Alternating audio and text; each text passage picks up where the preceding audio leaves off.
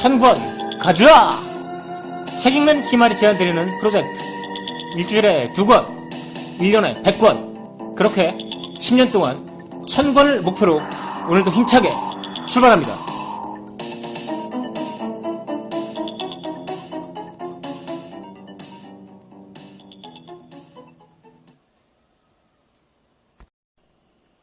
안녕하세요. 책 읽는 희말입니다. 1000권 가져와. 1000권을 언제 읽을까 생각이 되었지만 한 발짝 한 발짝씩 가면 결국은 갈 수 있겠죠.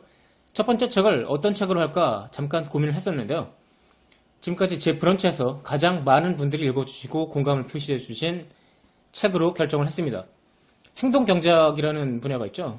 경제학이라는 이름이 있지만 사실은 심리학에 가깝고 굉장히 재미있는 분야입니다.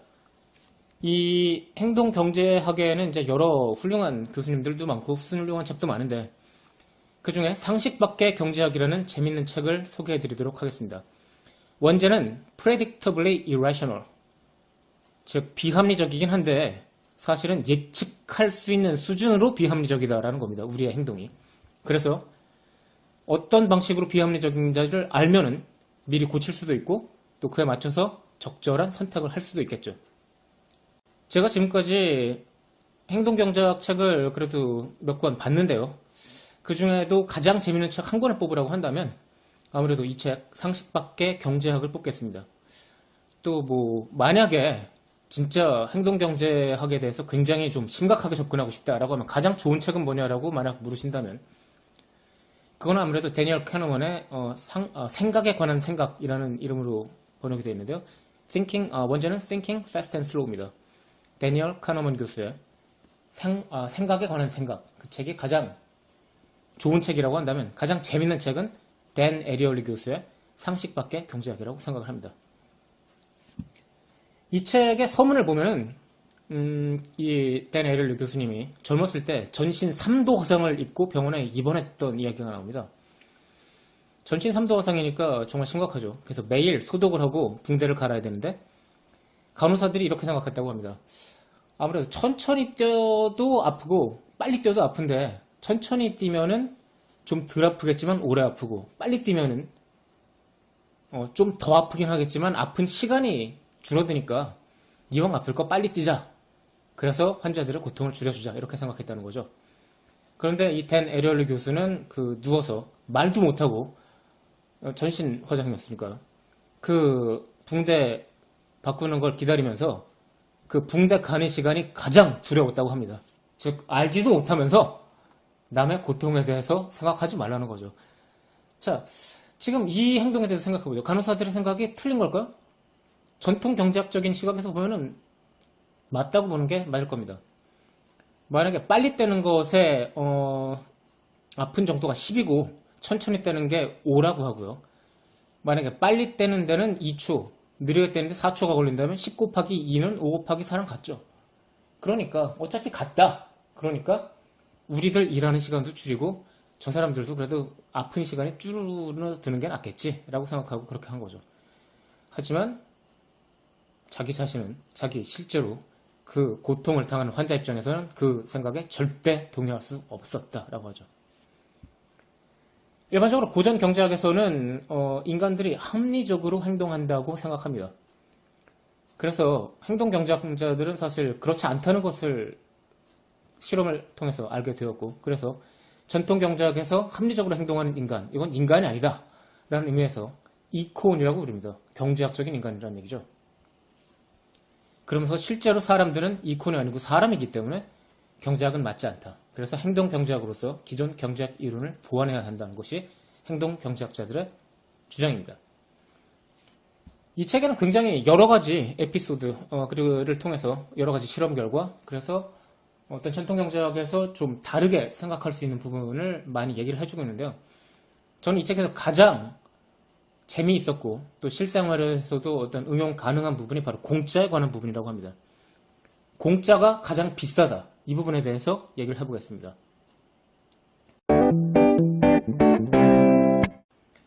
우리가 뷔페 식당을 가면 보통 많이 먹게 되죠. 만약에 우리가 정말 사람이 아니라 경제학적인 합리성을 갖고 생각하는 이콘이라고 한다면 뱃속이 불편해질 때까지 먹진 않겠죠.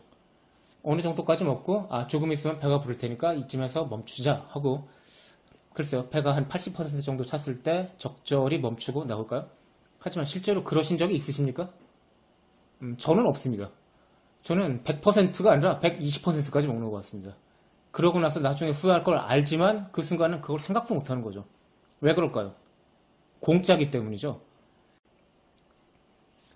자, 댄 에리얼리 교수가 실제로 지휘했던 실험을 한번 소개해드리겠습니다.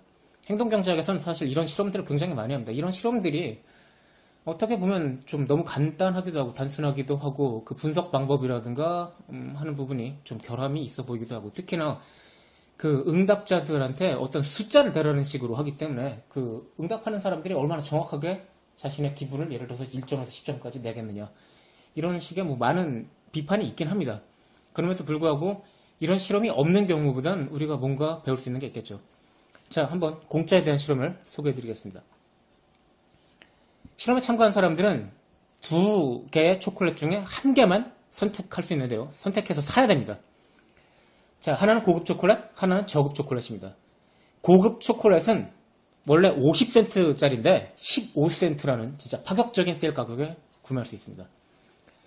저급 초콜릿은 단돈 1센트에 살 수 있게 했습니다. 하지만 저급 초콜릿은 실제로 뭐 슈퍼에서 한 10센트 정도에 판매하는 아주 저급 초콜릿입니다. 그렇게 했더니 어떻게 생각하십니까? 당연히 많은 사람들은 평소엔 50센트나 줘야지 살 수 있는 초콜릿을 무려 70% 할인 가격에 살 수 있으니까 고급 초콜릿을 선택을 했습니다. 그래서 실험에 참가한 사람 중에 73%가 고급 초콜릿을 선택했다는 거죠. 자, 이 부분에 대해서 일단 생각을 해봅시다. 지금 실제로 이제 전통 경제학 측면에서는 이런 가격이라는 게 사실은 소비자의 효용을 반영한다고 생각하죠.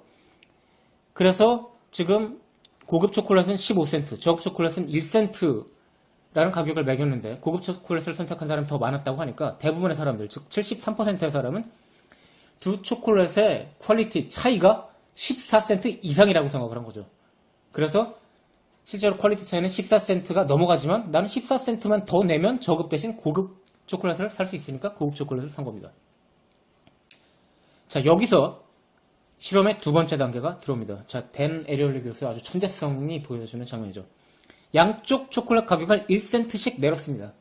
그럼 고급 초콜릿은 14센트가 되고 저급 초콜릿은 그렇죠. 공짜가 돼버립니다. 여전히 두 초콜릿은 그대로니까요. 만약에 합리적인 인간이라면 두 초콜릿의 질적인 차이는 14센트 이상이죠. 여전히. 그러니까 대부분의 사람들은 적어도 73%는 여전히 14센트를 내고 고급 초콜릿을 선택해야 됩니다. 그런데 그런 일이 안 일어났습니다. 무려 69%가 저급 초콜릿을 선택합니다. 즉 공짜의 마력에 휘말려버린 거죠. 자, 여기서 합리적인 어떤 경제학적 판단을 하는 이콘이 아니라 우리는 정말 피와 살로 된 사람이라는 걸 보여준 게 된 거죠. 그래서 이게 진짜 정확한 건가를 보려고 여러 가지 다양하게 변형된 실험을 했습니다. 가격을 3단계로 조정해서 27, 26, 25센트로 고급 초콜릿은 27센트부터 1센트씩 내려보고 저급 초콜릿은 2센트부터 1센트씩 내려봤습니다. 그랬더니 27센트 대 2센트 내지는 26센트 대 1센트인 경우에는 대다수가 여전히 고급 초콜릿을 선택했습니다. 그런데 저급 초콜릿이 0센트 공짜가 되는 순간 결과가 뒤집어졌습니다. 이런 생각을 하실 수도 있죠. 공짜는 그냥 갖고 오면 되지만 공짜가 아니라면 내가 돈을 내든가 아니면 신용카드를 지불하든가 해야 되니까 귀찮아서 그런 거 아니겠냐. 그 생각을 댄 에리얼리 교수도 했죠. 그래서 결제를 어느 경우든지 무조건 결제를 하도록 했습니다. 무슨 얘기냐면 식당에 가서 일단 점심 먹을 거리를 사고 점심을 샀을 때에만 초콜릿을 살 수 있게 했습니다. 그렇게 하면은 0센트짜리를 고른다 하더라도 점심은 어차피 계산을 해야 되니까 결제를 해야 되잖아요. 그럼에도 불구하고 사람들은 공짜 초콜릿을 압도적으로 많이 선택했습니다. 이게 그러면 이것저것 따지는 어른들이라서 단순하게 생각을 안 하고 괜히 이상한 생각을 해서 잘못 생각한 거 아니냐라고 생각할 수도 있죠. 그래서 이번엔 애들을 상대로 했습니다. 애들한테 할로윈 축제 때 얘기를 했어요. 그래서 애들이 여러 집을 돌아다닌 다음에 우리 집으로 왔을 때 사탕을 많이 갖고 있네. 니네가 사탕 한 개를 주면 나는 작은 초콜릿바를 하나 줄게. 하지만 니네가 사탕 두 개를 주면 나는 훨씬 더 큰 초콜릿바를 줄게. 라고 했습니다. 그랬더니 당연히 그 사탕 두 개로 받을 수 있는 초콜릿바는 작은 초콜릿보다 훨씬 크거든요. 당연히 큰 초콜릿바를 다들 선택했습니다. 그런데 여기서 또 가격을 다운시켰죠. 그래서 큰 초콜릿바를 갖고 싶으면 사탕 하나를 주고 작은 초콜릿바는 그냥 공짜로 줄게 했더니 애들은 전부 다 작은 초콜릿바를 선택했습니다. 훨씬 작은데도 말이죠. 이런 현상이 나타나는 이유를 행동경제학자들은 심적 회계라고 설명을 합니다. 즉 영어로 하면 멘탈 어카운팅이라는 얘기인데요. 실제로 경제학적으로 정확하게 객관적으로 계산을 하지 못하고 머릿속에서 주관적으로 계산을 한다는 거죠. 예를 들면 갑자기 길을 가다가 돈을 주었다. 이거는 공짜로 생긴 돈이기 때문에 이건 막 써도 된다. 이렇게 생각하는 경우가 바로 멘탈 어카운팅입니다. 그리고 또 다른 예를 들자면 시장 같은 데서 콩나물을 살 때는 뭐 조금만 더 주세요. 내지는 뭐 100원 깎아주세요. 이러다가 갑자기 자동차를 사는데 예를 들어 3천만 원짜리 자동차를 사는데 100만 원만 더 쓰시면 오디오 세트가 훨씬 좋은 겁니다. 라고 하면 100만 원이 아무것도 아닌 것처럼 보여서 갑자기 100만 원을 그냥 질러버리죠. 이런 건 콩나물 살 때 1,000원이랑 이 자동차를 살 때 3천만 원을 완전히 다른 방식으로 생각을 하기 때문에 일어나는 멘탈 어카운팅, 심적 회계 결과 때문입니다. 그럼 이게 왜 공짜에서 마법을 발휘하느냐? 이것도 여러 가지 행동경제학 그리고 심리학에서 이미 밝혀진 내용인데요. 인간은 똑같은 금액을 얻는 경우와 잃는 경우를 생각해 봤을 때 잃는 경우를 훨씬 더 심각하게 받아들입니다. 지금까지 심리학자들이라든가 행동경제학자들이 계산해본 결과에 따르면 2배 정도 더 심각한 손해라고 생각을 한다는 건데요. 즉 1센트 들어오는 거랑 1센트 나가는 게 같지 않다는 거죠. 나한테 1센트가 나가는 걸 보상하려면 내가 적어도 2센트는 받아야 된다라고 생각을 하는 겁니다. 그래서 일반적인 거래에서는 나한테서 나가는 돈이 있고 들어오는 게 있기 때문에 이게 균형이 맞다고 생각하지만 만약에 공짜가 되면 나가는 것은 없이, 즉 손해가 전혀 없어지는 거죠. 그렇기 때문에 훨씬 더 큰 이득으로 다가오게 된다는 것입니다. 그래서 앞에서 분명하게 질적인 차이가 나는 초콜릿들이 있음에도 불구하고 결국은 공짜를 다들 선택하게 되는 거죠.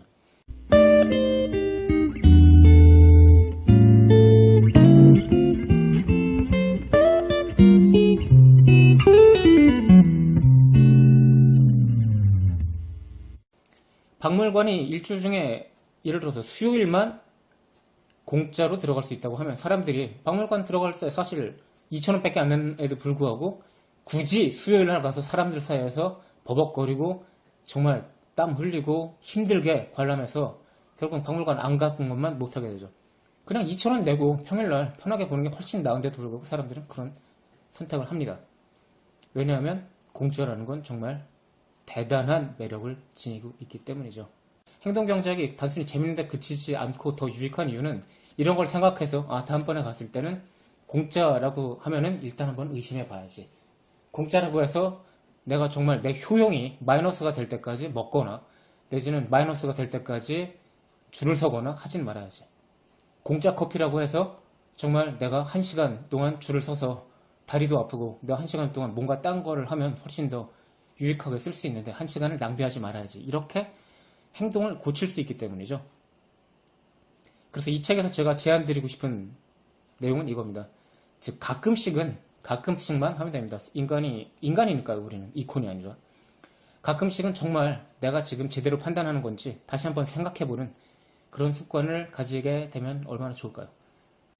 댄 에리올리 교수, 행동경제학자 댄 에리올리 교수의 상식 밖의 경제학 별 5개 만점에서 5개를 드립니다. 이 책을 강력하게 추천드리면서 책 읽는 힘을 천권 가즈아 프로젝트 첫 번째 시간 물러가겠습니다. 감사합니다.